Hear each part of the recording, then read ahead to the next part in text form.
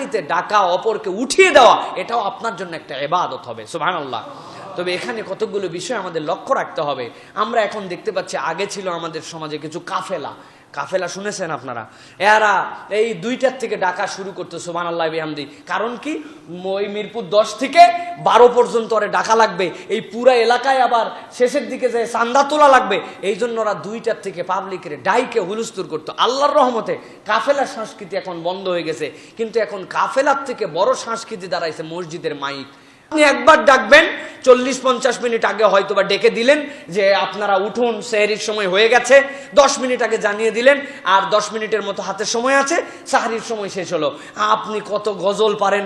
কালকে দেখলাম একজন 2:30টার থেকে জিকির শুরু করছে, লা ইলাহা ইল্লাল্লাহ।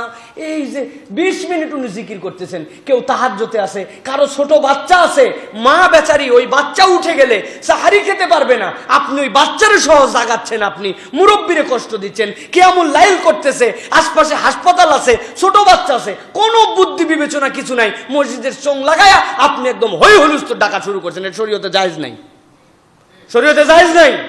আপনার গজল কে শোনাতে বলেছে আপনাকে?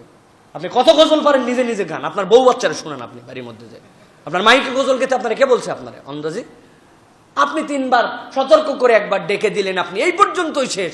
এই 15 মিনিট গজল, এরপরে একবারে কেরাত, এরপরে দরুদ শরীফ। আবার নতুন একটা আমাদের সমাজে দেখতে পাচ্ছি আমরা, এটা আল্লাহ রাসূল সাল্লাল্লাহু আলাইহি ওয়াসাল্লাম সাহাবীর সময় তাবে কোনো কালে ছিল না। এখন মসজিদের মাইকে আজান দেওয়ার আগে আল্লাহুম্মা সাল্লি আলা মুহাম্মাদ ওয়া আলা মুহাম্মাদিন কামা সাল্লাইতা আলা ইব্রাহিম ওয়া আলা ইব্রাহিম লা ইলাহা ইল্লাল্লাহ মুহাম্মাদুর রাসূলুল্লাহ বলে আল্লাহু আকবার। আজান শুনছেন আপনারা? এরকম কোথা থেকে আপনি এই পদ্ধতি বের করছেন? রাসূলুল্লাহ সাল্লাল্লাহু আলাইহি সাল্লাম এই সিস্টেম শিখাই দিয়ে যেতে পারেন নাই। সাহাবীরা নবী করিম সাল্লাল্লাহু আলাইহি সাল্লামের দরুদ শরীফ জানতেন না, আমাদের আইম্মায়ে মুস্তাহিদিন কিচ্ছুই বুঝেন না। আপনি নতুন একটা পদ্ধতি চালু করছেন, আজানের আগে দরুদ শরীফ পড়া। কোথায় আছে? আরে দরুদ শরীফ আজানের পরে। আজানের দোয়া জানেন? আল্লাহুম্মা রাব্বা হাযিহি দাওয়াতি তাম্মাতি ওয়াস সালাতিল কায়িমাতি মুহাম্মাদানিল ওয়াসিলা ওয়াল ফাদিলা, এইটার সাথে দরুদ শরীফ পড়া সুন্নাত। এটার আগে আজানের পরেও বলেছেন কেউ দরুদ শরীফ পড়ে এই দোয়ার পরে না পারলে দরুদ শরীফ পড়া, যেটা পরে পড়ার কথা সেইটা আপনি আগে মাইকের মধ্যে নিয়ে আসছেন।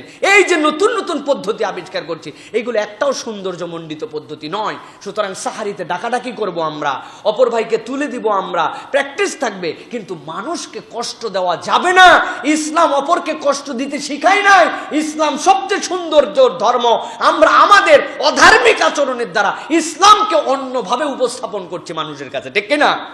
সুতরাং অসুস্থ ও মানবিক মানুষ, অনেক মানুষ আছেন যারা শেষ মুহূর্তে উঠেন, যারা কিয়ামুল লাইল পড়ছেন, কোরআন শরীফ পড়ছেন, আপনি জিকির করে, আপনি গজল গেয়ে এত অস্থির করতে হবে কেন? এইগুলা কবে শিখবো আমরা ভাই?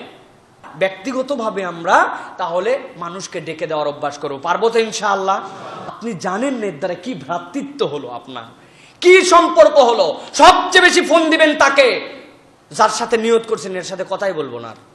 রাগারাগি হয়েছে, ওরা সেহরির সময় ফোন দিচ্ছে, ভাই উঠছিস ভাই? ও চিন্তা করে, ওর বাবা শেষ রাত্রে ফোন দিয়ে আমি উঠছি কিনা, আমি কি উঠবো না নাকি? উনি নিজেকে খুব বোধহয় আল্লাহর ওলি ভাবতেছে। ও যা ভাবে ভাবুক গা, আপনি আল্লাহর কাছে যে আমার সম্পর্কটা যেন বিল্ড আপ হয়, তার সাথে যেন সুসম্পর্ক প্রতিষ্ঠিত হয়, এই নিয়তে আমি ডাকছি। মা বোনের আপনিও ফোন দেন উঠে, একটু আপনার বোনটা কেমন আছে, আপনার শাশুড়িটা কেমন আছেন, তাদেরকে ফোন দেন, আপনার বান্ধবীটা কেমন আছেন, উঠেছেন কিনা। এটা একটা সৌহার্দ্য বিনিময়। This is the beauty of Islam. এইভাবে আমাদেরকে ইসলামের সৌন্দর্য এবং ইবাদতের ক্ষেত্রে আমাদেরকে মনোযোগী হতে হবে। আল্লাহ বরকত দান করে, বল আল্লাহুম্মা আমিন।